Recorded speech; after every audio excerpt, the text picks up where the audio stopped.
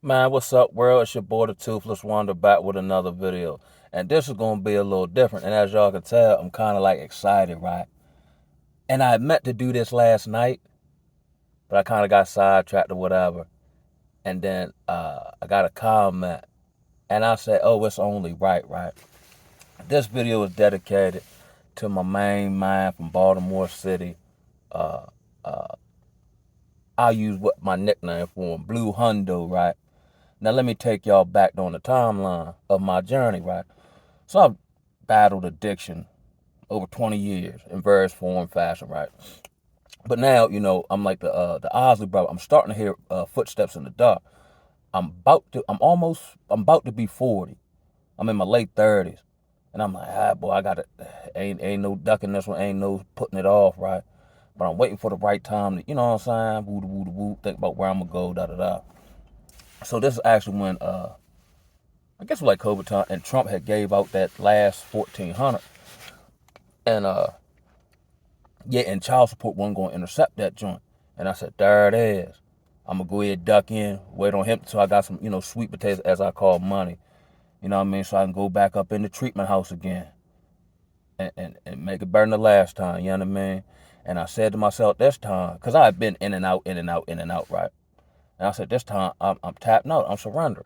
Now, mind you, I don't know exactly what this means other than whatever come down the pipe, I'm not going to use alcohol or drugs to deal with it, right?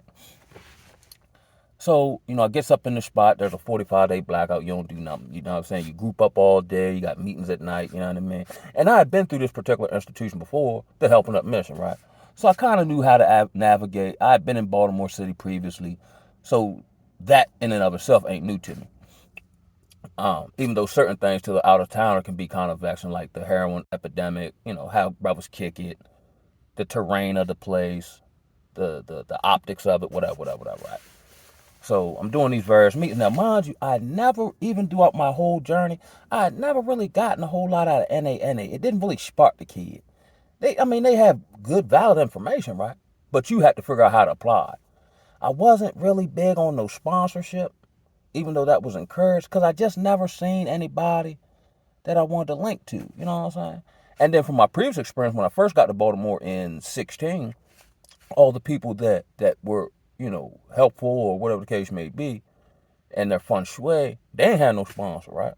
So I'm kind of trying to like, I don't want none, but I'm trying to do it the right way, you know what I'm saying? But the right way might be wrong for me, you know what I'm saying? Whatever. So I go to these various meetings, okay, woo, woo, all right, boo. So I believe it was Tuesday night. So now I'm trying different meetings. They had like 4 or 5 in the building. So I'm just jumping around, just trying to, see what's crack-a-lacking. So I think it was Tuesday night. I looked on the board and it said Credo. So I was like, well, let me try that joint. And I remember the Credo was actually like a spiritual retreat in which I never went personally, but in which you're supposed to do some real deep internal spiritual work, right? But I never went, or I didn't fit in the time frame of whenever they went or however it worked out.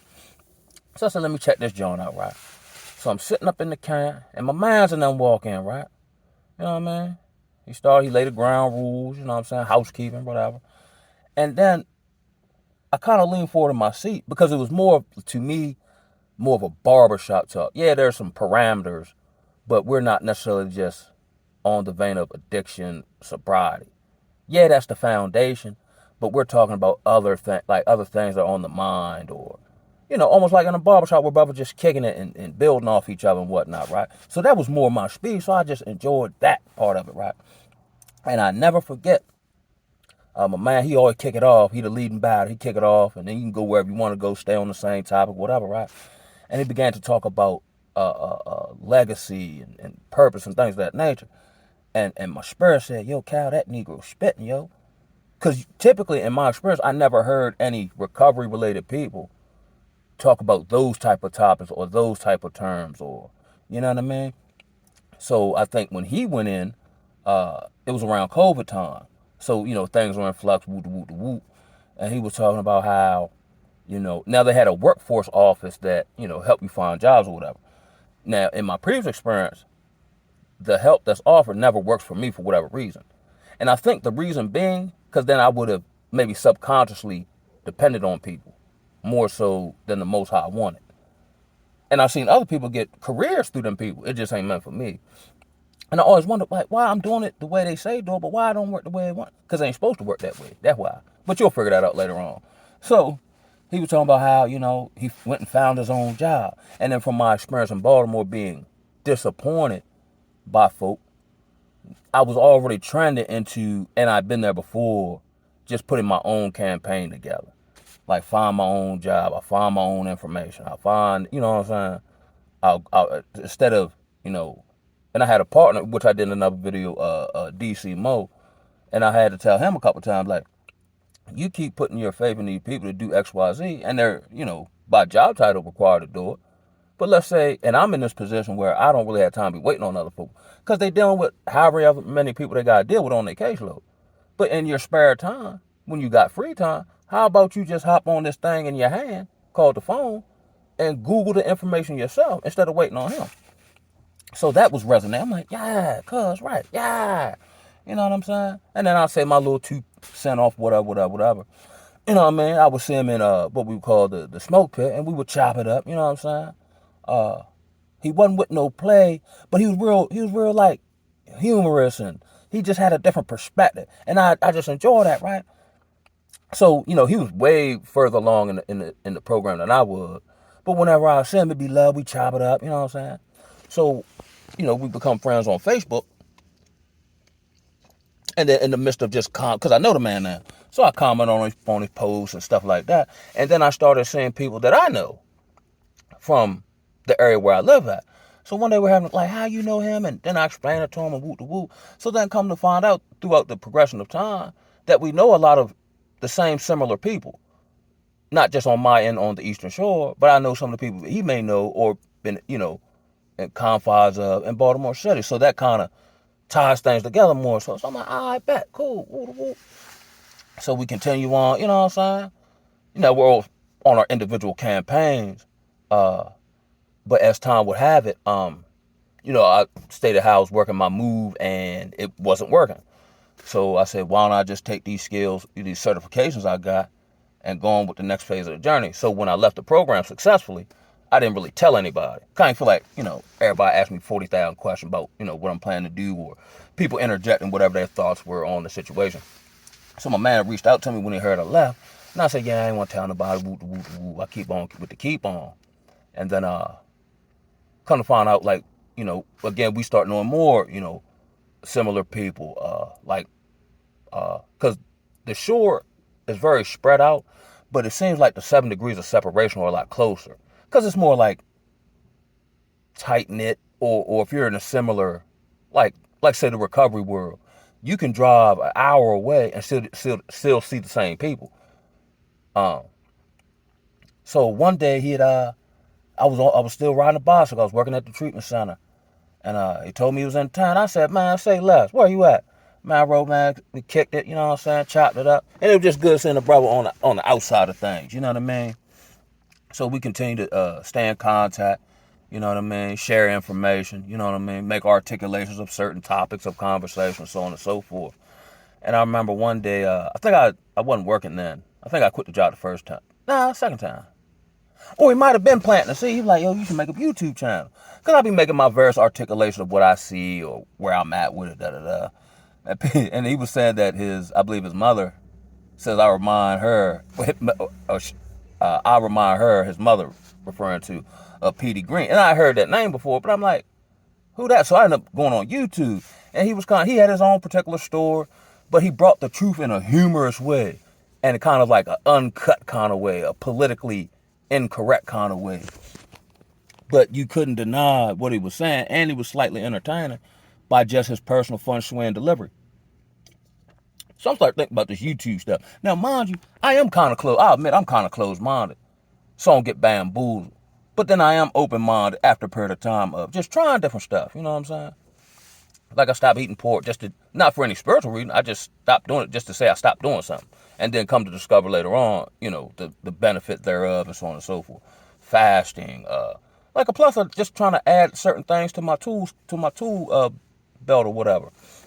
Something about YouTube. And I'm like, I don't know, man. And I don't know what I'm doing on here. I've gotten a lot better with just the flow of it. You know what I mean? I did end up getting kind of a surge in subscribers after I got a strike for saying that the Trump situation wasn't what it was, and I still believe that. I just had to learn how to like word it different so it don't trigger the algorithm. So I just started hopping on here, man, and just dropping content. And I really don't have no plan for it. It just be stuff on my mind or stuff I see in society or whatever the case may be, and just bring it to the online form. You know what I'm saying? Uh, so this particular brother, my man Blu Hundo, is actually the catalyst for this. He's actually been the catalyst for a whole lot of stuff. He had started LLC, and I'm put the thumbnail in the thumbnail on the video title or whatever, because he started a clothing label, a recovery related. But I think it's bigger than recovery related, especially in this current dispensation of time we got. People say they love themselves, but not in action and behavior. And he started the ugly clothing line, with the like U.G.L.Y, which stands you gotta love yourself. And a lot of times we take love as if other people love you, but you truly know how much someone loves themselves based on what they will and won't put up with, what they're willing to say no to, what they stand for against all odds. You know what I'm saying? And that brother really, he embodies his brand. You know what I'm saying? He's helped me, and I was already trending this way, but then when somebody else said from the outside, it kind of makes it concrete, like, oh, okay, or almost like the universe, just giving you a sign, like what you're thinking is correct, because here it is coming from a valid and a credible source. Because a lot of times when you're in the confines of groups of people, you don't hear this type of talking points. You'll hear people talk a whole lot of good yin yang, but you don't see them live any of it. Like if the brother didn't say none of that, you could already tell he liked that if you watch the way he moved or how he operate, how he behave. You see what I'm saying? And he's actually the catalyst for this. He was the catalyst for me starting my own personal LLC. Even though as of yet, I don't have an actual product or service that I'm offering, but that may come later on. But I am legitimizing as far as like attaching, like a fuel card or credit to a trade line, so on and so forth. So I get offers for stuff. I just don't want to take the offer as far as funding or anything like that until I know exactly what I'm doing. But just like everything else, and that seems to be the message for the day. Even if you don't know what you're doing, and my first master sensei, Woody Curry, said that you may not know what to do, but trust and believe you'll know what to do when the time comes. When the time comes, show you right. So this video is dedicated to my man, as I like to call him, Blu Hundo Chris, man. And and I tried to get him come to YouTube, but he kind of like, I'm picking up. He kind of like Slim, Birdman, bro, from Cash Money. Like he like playing the background. He like playing, orchestrating the moves and the network. That's not really my strong suit. You know what I'm saying? I mean, it can be if I got it be, and I can most definitely adapt. But I'm more so one of them people that, like, if I build a rapport with you, I'll talk to you all day long. But it take time to do that. But just talking, just to be talking. Since I stopped drinking, I barely even talk. Especially if I don't know you. Now, I'm cordial, of course, and things of that nature. But I'm more on the do part now. I make sure I wake up every day and do. You know what I'm saying? Even if what I do fail, at least I done did it. And then I just learned to do it a different way or more officially. Or this is not to be done or done at this time. You see what I'm saying? So like I said, he's probably been very instrumental. Him and my man Rick in just the evolution. You know what I'm saying? Because you can get clean and sober, but that ain't the end all be all. You're supposed to be clean and sober. And then with me, the way I'm set up, realizing how I bamboozled myself, now I'm trying to make it up to myself by positioning myself to be of help to others. Because that's where the truth for me, the truth for fulfillment and all that lie. Like I said, I've had, darn near close to 6 figures sitting in the bank. And of course I lost it all, but I wasn't fulfilled. I was just doing a bunch of superficial stuff to not deal with the angst that was in my soul and my spirit. And then like in this current, like I'm not broke, but I'm not necessarily where I want to be or striving to be, but I'm perfectly content while at the same time still on a daily basis striving for more and greater. You see what I'm saying? Not just to accumulate things, but deep down, I want to be one of them legendary Negroes. One of them all-purpose Negroes. You know what I'm saying? He a ladies' man. He a knockout artist. The kids love him. Old folk respect him. You know what I'm saying? The youngest come to him for advice. You see what I'm saying? White folk respect him. Like just one of them Negro just all the way around. You can just put him anywhere and he can operate. One of them Negro, they say, and every hood got a few of them. The Negro just nice. You know what I'm saying? Man, what he do? Man, they can't even describe it. They say, yo, he nice, yo. That way my daughter has a hero and you know, man, she's proud. That's my daddy. Mm-hmm. I think that's something, you know, all men should aspire to. You know what I'm saying? Whether it's fitness, whether it's, you know, the limiting or casting off of certain vices, or just continue to grow and evolve. That's like any plant that doesn't continue to grow starts the process of dying.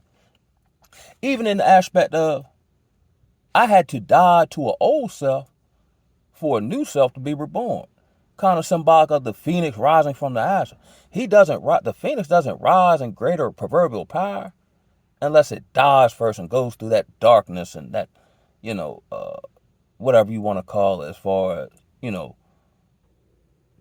being minimalized or having everything, in and around you destroyed.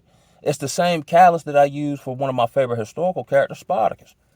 We don't know Spartacus for the great man he was prior, which they say he was historically. We actually know him for who he became after he lost everything. You see what I'm saying? The comeback always greater than the setback. So I'm gonna put my mans in them in the thumbnail. If you want to check out, I don't have an IG. I think it's his IG page. Check out his merch. He real big on the hoodies. He got a new line of hoodies coming out.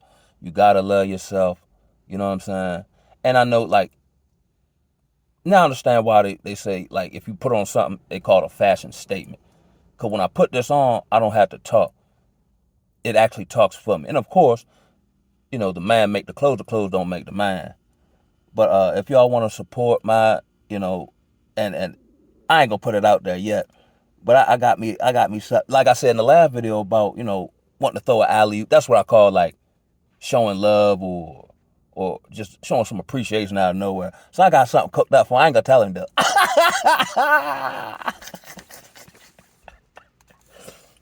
It's only right. Like Jay-Z said, I break bread with the late heads, you know what I'm saying? And he's definitely been a blessing in this process. Here's one too, right? And I know, like, if you view my content, you may be of a certain ilk or have certain life situations. You may be in a certain space, mostly as far as maybe isolation or not trusting people. And you probably shouldn't, especially nowadays when everybody's become a bamboozler, right?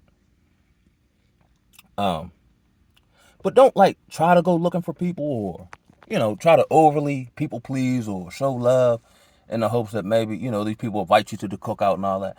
Everybody you need along the journey will come to you naturally, organically. I didn't set out to meet the man, you know what I'm saying? And then come to find out after we met and, after the progression of time, come to find out we know similar people, had similar experiences or had a similar thought process. I'm going to share this one. And this will hammer it home for me. Cause I'm a different type of Negro, right? And I don't think he'll mind me sharing this. So I don't even know why we were on this top, but he kicking it off during this particular meeting, right? And he basically stated, and he had his issue with, drinking and smoking or whatever, right? And he said one night he was feeling so good, he had like, I don't know if you say he found it or something, but you remember the character King B from Martin? He had one of them vests. And he said he was rolling around the hood, and I think he was out the hustle mob, right? He had a couple ladies with him, So he said he rolling around the hood with these two ladies and this King B vest on with no shirt like Jodeci, yo. When he told me that story, I said, yo, that's my Negro right there, yo. Because I done did stuff like that before. I said, yeah, he a different, this Negro different, bro. And made it work. And ain't nobody say nothing dumb to him. It take a special Negro pull that off, yo. Everybody can't do that. Not at all. And not be self-conscious and own it. Yes, I said, oh, this different type Negro right here, boy. I likes him. Yes, I. Like a little kid. I want to talk to him. But, man, shout out to my man, Hundo Chris, man. Love you, homie. I'ma sign off. Ooh,